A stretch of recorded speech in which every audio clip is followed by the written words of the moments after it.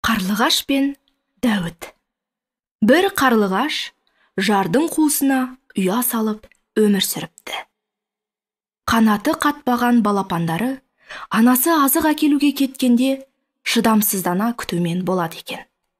Бір күні балапандарды жемекке қарлығаштың ұясына жауыз жылан өрмелеп шығып бара жатады. Мұны көрген қарлығаш аспан мен жерді шарлап, шыр-шыр етіп балапандарына арашашы іздейді.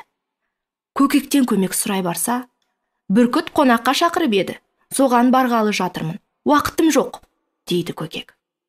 Одан шығып қарғаға барса, үйленгелі жатқанымда мазамды алма, дейді. Қарлығаштың амалы таусылып, шырылдап, ұшып келе жатады. Бір кезде Дәуітті көреді. Дәуіт қарлығаштың шыр-шыр еткен даусын естіп, «Достым, неге зарлайсың?» деп сұрайды. Қарлығаш сонда, «Жауыз жылан балапандарымды жұтпақшы болып, ұяма өрмелеп жетіп қалды. Соған не істерімді білмеймін», деп қарлығаш көзінің жасын төгіп жібереді. «Олай болса, мені жеткіз тезірек», дейді Дәуіт. Қарлығаш қанатын тосады. Дәуіт жотасына шығып алады. Көзді ашып жұмғанша ұясына жетеді. Жылан ұяға тақап қалған екен.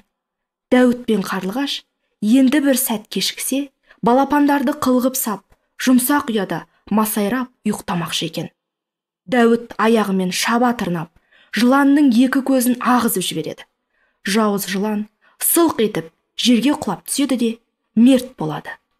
Дәуіттің ерлігіне сүйсінген қарлығаш онымен айнымас дос болыпты. Содан бері талай заман өтсе де, екеуі бір ұяда тұрып, бірге өмір сүреді екен.